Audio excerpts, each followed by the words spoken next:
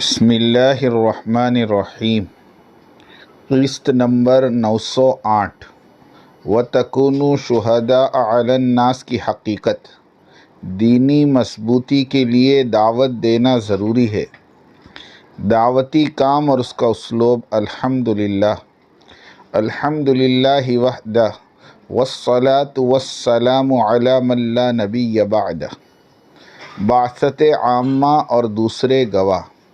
آپ صلی اللہ علیہ وسلم کے بعد آپ کی بعثت عامہ کی جملے ذمہ داریاں آپ صلی اللہ علیہ وسلم کی امت کے کاندھوں پر پڑی۔ وَتَكُونُوا شُهَدَاءَ عَلَى النَّاسِ، آخری آیت مبارکہ سورہ حج۔ اے مسلمانوں، تم گواہ بنو گے قیامت تک آنے والے لوگوں پر۔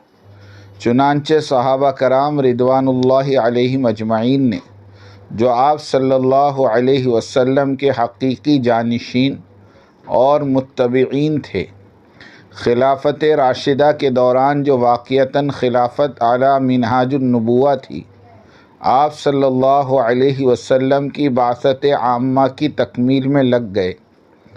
تبلیغ دین و شہادت علی الناس، اقامت دین اور اظہار دین الحق علی الدین کلہ کے فرائض ادا کیے، اور 30 سال کی قلیل مدت میں اللہ کے دین کا پرچم اس وقت کی معلوم دنیا کے ایک بہت بڑے حصے پر لہرا دیا، اور اس کے بعد شروع ہوا زوال اور انحطاط کا وہ عمل جو مسلسل 13 صدیوں تک جاری رہا۔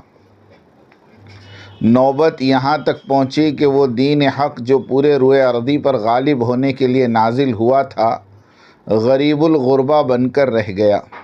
بقول مولانا الطاف حسین حالی مرحوم، اے خاصہ خاصان رسول، وقت دعا ہے امت پہ تیری آ کے عجب وقت پڑا ہے۔ وہ دین جو بڑی شان سے نکلا تھا وطن سے، پردیس میں وہ آج غریب الغربا ہے۔ دعوتی عمومی محنت کی ضرورت۔ آج ضرورت اس بات کی ہے کہ امت محمدیہ علیہ السلام اپنے فرض منصبی کو پہچانے اور اسے پورا کرنے کے لیے ایک عزم نو کے ساتھ کمر بستہ ہو جائے، تاکہ بعثت محمدی کا مقصد تکمیل تک پہنچے اور پورے کرۂ ارضی پر بسنے والی انسانیت دین محمدی سے وابستہ ہو جائے اور دنیا کا ذرہ ذرہ دینی برکات سے مالا مال ہو جائے، اور قیامت کے دن ہم ساری اقوام عالم پر گواہ ہوں، تاکہ وَتَكُونُوا شُهَدَاءَ عَلَى النَّاسِ کی تعمیل مکمل ہو سکے۔ فائدہ: عینی شہادت کے لیے ضروری ہے کہ شاہد لوگوں سے جا کر خود ملاقات کرے، ان سے گفتگو کی جائے، بات سمجھائی جائے، اور مخاطب آپ کی گفتگو سنے اور اسے قبول کرنے یا انکار کرنے پر قدرت رکھتا ہو۔ ایسے شخص پر آپ بروز قیامت گواہی دے سکیں گے کہ یا اللہ، میں اس بندے سے ملا ہوں اور بنفس نفیس دین کی دعوت دیا ہوں، اور دین کو قبول کرنے پر جو فوائد حاصل ہوں گے وہ بھی سمجھایا ہوں، اور قبول نہ کرنے پر کیا کیا نقصانات ہوں گے ان سے ڈرایا بھی ہوں۔ یقیناً ایسے شخص کی گواہی اللہ کے پاس واقعتاً مقبول ہوگی۔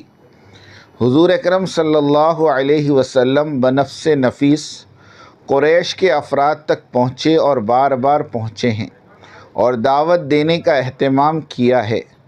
تب ہی تو حجۃ الوداع میں صحابہ پر گواہ بنے اور انہیں بھی گواہ بنایا اور اللہ تعالیٰ کو بھی گواہ بنایا۔ آپ صلی اللہ علیہ وسلم کی امت بھی انسانوں کے پاس بنفس نفیس جائے گی اور انسانوں کو دعوت دین دے گی، اور اس طرح حشر کے دن ان انسانوں پر گواہ بنے گی۔ اسی ملاقات کو گشت کہتے ہیں، اور اس گشت سے داعی کا دین اور ایمان مضبوط ہو کر اس کا قول حال میں تبدیل ہوگا۔ تبھی تو حضرات صحابہ کہتے تھے، کونو مثلنا، ہماری طرح ہو جاؤ۔ دعوت کے بغیر دین میں صداقت اور پختگی پیدا نہیں ہو سکتی۔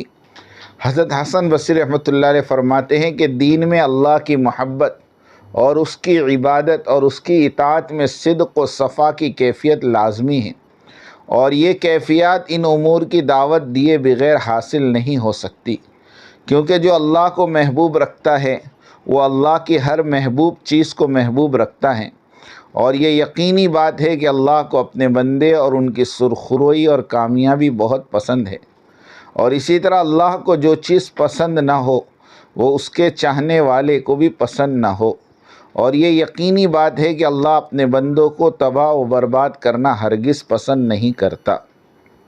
فائدہ، اور یہ بھی سبھی جانتے ہیں کہ انسانوں کی فلاح و بہبودی دین میں ہے اور تباہی اور بربادی بے دینی میں ہے۔ اس ساری بحث کا خلاصہ یہ ہے کہ ہمارا داعی اللہ نہ بننا اور دعوت کے کام کو نہ کرنا ہمارے محب اللہ ہونے کے دعوے کو غلط ثابت کرتا ہے۔ امام حسن بصری رحمۃ اللہ علیہ نے آیت وَمَنْ أَحْسَنُ قَوْلًا مِّمَّنْ دَعَا إِلَى اللَّهِ وَعَمِلَ الصَّالِحَ وَقَالَ إِنَّنِي مِنَ الْمُسْلِمِينَ پڑھی تو ارشاد فرمایا کہ دعوت و تبلیغ والا داعی اللہ ہے، اللہ کا حبیب ہے، اللہ کا ولی ہے، اللہ کا مقرب بندہ ہے، اور یہ بندہ اللہ کا اختیار کردہ ہے۔ زمین پر بسنے والے سارے انسانوں میں یہ بندہ اللہ کو بہت پیارا ہے، اس کی دعوت اللہ نے قبول کی، اور جب وہ نیک کام کرتا ہے تو اس کے نیک کام قبول کیے گئے، اور جب کہتا ہے کہ میں ایک عام مسلمان ہوں تو یہ اللہ کا خلیفہ ہے۔ فائدہ، وہ شخص اللہ کا شکر ادا کرے جسے یہ عمومی گشتوں والی دعوتی محنت نصیب ہوئی، اور اس گشت کو دنیا کے کونے کونے میں پہنچ کر کرنے کا عزم و ارادہ کرے، یہ تو بڑی ہی سعادت والی بات ہے۔ یہ گشت والا عمل اللہ کی طرف سے عطا کیا گیا تحفہ اور ہدیہ ہے۔ بڑے فرماتے تھے اس راہ میں قدم اٹھتے نہیں بلکہ اٹھائے جاتے ہیں۔ اللہ تعالی ہمارے ہونے والے مشوروں اور اجتماعات کو قبول فرمائیں اور انسانیت کی عمومی ہدایت کے فیصلے فرمائیں، بندے کی صحت کے لیے دعا فرمائیں۔ آمین۔ وآخر دعوانا ان الحمد للہ رب العالمین۔